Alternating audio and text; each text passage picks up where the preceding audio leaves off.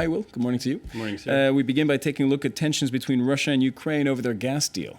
That's right. Now, Moscow's hiked the price of gas for Ukraine for the second time in only 3 days. On Thursday, Kiev's gas bill now stands at 1.6 billion euros, and Moscow is asking them to pay urgently. The rise means Ukrainians face paying double what they paid at the beginning of the week. Joe Tandy has all the details. Pay more and pay now.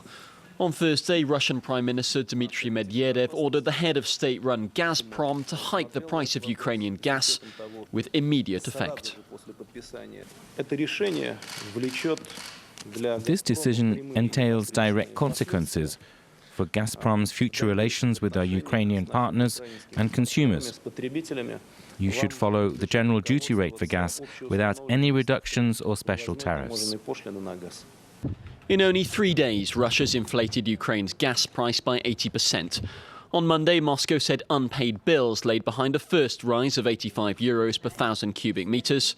Thursday's hike brings the cost to almost 354 euros for that volume, far higher than the average price in the European Union. Meanwhile, Moscow is pressuring Kiev to pay off 1.6 billion euros in outstanding bills. With Ukraine fighting to fend off bankruptcy and the two governments at loggerheads over Russia's annexation of Crimea, Prime Minister Yatsenyuk said the Russian move was politically motivated. There are no reasons for Russia to increase the gas price to Ukraine, except for one, and that's politics. For now, the price of Russian gas for the European Union remains stable. Half of Europe's supplies flow out of Russia and through Ukraine, but Moscow's ordered Kiev to increase gas storage levels to meet European demand next winter. All right, well, let's look at the markets. What are the latest numbers?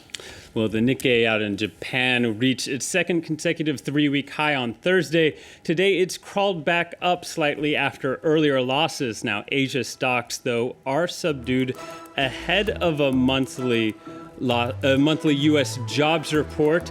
Those stocks in Wall Street slipped Thursday as well as investors are anticipating that data. Now, Wall Street, the Dow ended down just a fraction of a point within about 4 points of its record closing at the end of last year. Now, this job report comes out every month, but the markets are going to be looking at this one very closely. What makes this particular set of numbers different? Well, some analysts say this data is some of the most closely watched economic indicators in the world. Non-farm payrolls are expected to increase by 200,000, up from 25,000 from February. Now, recent U.S. data has been disappointing, supposedly because of a harsh winter. Markets want steady job growth. Too much could force the U.S. Federal Reserve to speed up its tapering of bonds, and that would mean bad news for stocks. But if the report is worse than expected, then it could point to a fundamental weakness within the economy. Now, one of the most important indicators is that a long-term unemployment, a figure that has dropped since it hitting a record high in 2010. Though this period is still the highest it's been since the 1930s. And there you can see some 3.8 million Americans have been out of work at least 6 months, and their prospects of finding a good job remains dim. All right, let's look at the other top business stories, Will. Well, Mozilla chief executive Brendan Eich has stepped down. This after online dating service OkCupid urged a boycott of the company's web browser because of a donation he made in 2008 to opponents of gay marriage. Mozilla has yet to appoint his replacement. Gay activists applauded the move, though many in the technology community lamented it since Eich invented the programming language JavaScript and co-founded Mozilla. Bank of America closed to ending a dispute over its credit card practices with the U.S. federal agency. The lender is expected to pay at least $800 million to settle allegations it pressured customers into signing up for so-called add-on products to credit cards. That would make it the largest such agreement in U.S. history. And it's a battle worth billions of euros that could change the landscape of the mobile industry in France. Vivendi is considering offers to sell its telecoms business SFR to either Bouygues or Numericable.